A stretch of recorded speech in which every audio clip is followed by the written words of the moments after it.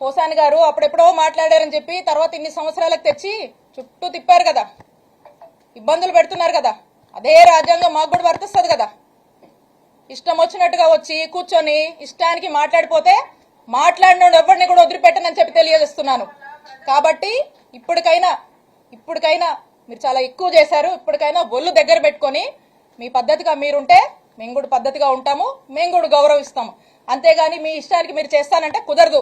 ఒక్కటే తెలియజేస్తున్నా, మాకు టైం వచ్చినప్పుడు చిలకలూరుపేట నుంచి వడ్లమూడి విజ్ఞాన యూనివర్సిటీకి ఎంత దూరం ఉందో వడ్లమూడి విజ్ఞాన యూనివర్సిటీ నుంచి చిలూరుపేటకు కూడా అంతే దూరం ఉంటుందని గుర్తు చేస్తా ఉన్నా. కాబట్టి ఏది మీరు ఎన్ని ఇల్లీగల్ కేసులు పెట్టినా, ఎన్ని ఇల్లీగల్ గా మీరు కట్టుకదలన్నా, మీరు ఏం చేసినా కూడా మాకు ఇన్స్టిట్యూషన్స్ మీద నమ్మకం ఉంది. మేము లీగల్ గా ఫేస్ చేస్తాము. ప్రజలు అన్ని గమనిస్తున్నారు. ప్రజల మనసులో ఇప్పటికే ఒక ఆలోచన ఉంది, కానీ మౌనం వహిస్తున్నారు. సమయం వచ్చినప్పుడు మంచిగా బుద్ధి చెప్తారు. కాబట్టి ప్రజల మీద మాకు నమ్మకం ఉంది, మా నాయకుడి మీద ప్రజలకు నమ్మకం ఉంది. టైం వచ్చినప్పుడు ఖచ్చితంగా ప్రజలు మీలాంటి వాళ్లకు, మీలాంటి ఇల్లీగల్ పనులు చేస్తున్నటువంటి ప్రతి ఒక్కరు కూడా బుద్ధి చెప్తారని తెలియజేసుకుంటూ, మరి మీ అందరికి కూడా తెలియజేస్తున్నాను, ప్రతి ఒక్కరు కూడా వీళ్ళ వెనకాల ఉన్న వాళ్ళకి, ఇంకా వీళ్ళ వెనకాల ఉన్న వాళ్ళు అందరూ కూడా ప్రజలకు సరైన సమయంలో బుద్ధి చెప్తారని తెలియజేసుకుంటూ థ్యాంక్ యూ. ప్రభుత్వంలో మీ నాయకుడు కోట్ల రూపాయల భూముల్ని తక్కువ రేటుకి ఇచ్చాడు, మీ నాయకుడు తప్పు కూడా ఉందంటారు. మీ నాయకుడు తప్పు కూడా ఉంది కదా.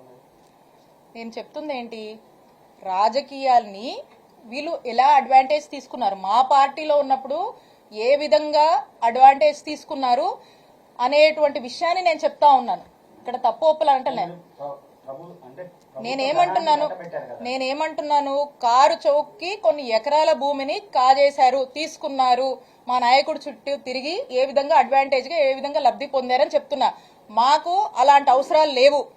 మేము అలా రాజకీయాల వల్ల లబ్ధి పొందాలనో, రాజకీయాల వల్ల అడ్వాంటేజ్ అవ్వాలనో మేము అనుకోలే. మేము పూర్తిగా ప్రజాసేవ చేయాలనుకుంటాము, నిజాయితీగా వచ్చి సేవ చేయాలనుకున్నాం. మా నిజాయితీయే మా బలం, మా నిజాయితీయే మమ్మల్ని కాపాడుతుంది.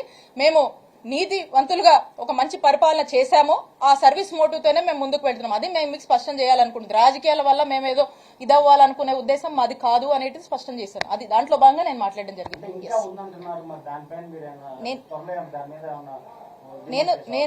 నేను స్పష్టంగా చెప్పాను, విషయాలు చెప్పాను. దాని డీటెయిల్స్ కూడా అఫీషియల్ గానే గవర్నమెంట్ దగ్గర ఉంటాయి. ఇంకా దాని గురించి ఎందుకు చెప్పాను కదా.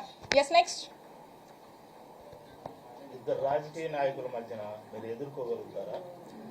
ఇక్కడ ఇద్దరు ముగ్గురు అనేది కాదన్న విషయము. This is about public and public's perception. Public కి తెలుసు, జనానికి తెలుసు, ప్రజలకు తెలుసు మంచి నాయకుడు ఎవరు, ప్రజల సమస్యలను ఆలకించే వాళ్ళు ఎవరు, ప్రజలకు ఏ ప్రభుత్వం మేలు చేయగలుగుతుంది, ఏ నాయకుడు మేలు చేయగలుగుతాడు, ప్రజల మనిషి ఏ నాయకుడు. జగన్మోహన్ రెడ్డి గారంటేనే జనం ఎంతో ఆదరణ, ఎంతో మంది ప్రేమ అభిమానాలు జగన్మోహన్ రెడ్డి గారికి ఉన్నాయి, మా నాయకుడికి ఉన్నాయి. అతని మీద ఒక నమ్మకం ఉంది. మా నాయకుడు జగన్మోహన్ రెడ్డి గారు అంటేనే క్రెడిబిలిటీ. ఈరోజు ఆ మాట అంటే మాట మీద నిలబడతాడు అనేటువంటి ఒక నమ్మకం ఉంది. అలాంటి నమ్మకం ఉన్నటువంటి మనుషుల కోసం ఆ నమ్మకున్నటువంటి నాయకుడు ఖచ్చితంగా ఒక మంచి నాయకుడుగా మా నాయకుడికి పేరుంది. అదే మా బలం, అదే ప్రజలు అదే నమ్మకాన్ని, అదే ప్రేమని, అదే ఆదరణని మాకు చూపిస్తున్నారు. కాబట్టి ఇక్కడ ఉన్నటువంటి మా చిల్లూరుపేట నియోజకవర్గ ప్రజలందరికీ కూడా మా పట్ల ఒక మంచి ఆదరణ ఉంది. కాబట్టి అదే మా బలంగా మేము భావిస్తున్నాం. ఇద్దరు కాదు, ముగ్గురు గారు, ఇంకెవరన్నారా అని ఒకరికి ఇద్దరు ఉన్నారు, ఇద్దరికి ముగ్గురు ఉన్నారు, చూస్తున్నాం కదా రాజకీయాలు. సో కాబట్టి ఏదైనామైనప్పటికీ ప్రజలకు తెలుసు, they are very smart and they know what is what అనేది. ఇన్ని సంవత్సరాల తర్వాత బయట పెట్టడానికి కారణం ఏంటంటే లావు మధ్య మీ మధ్య ఎంత విభేదాలు ఉంటే అధికారం మీ పార్టీ ఉన్నప్పుడు కానీ ఇప్పుడు ఈ సంవత్సరాల తర్వాత ఈ రోజు బయట పెట్టడానికి కారణం ఏం చెప్తారు? ఇందాక అదే నా మాటలో చెప్పాను.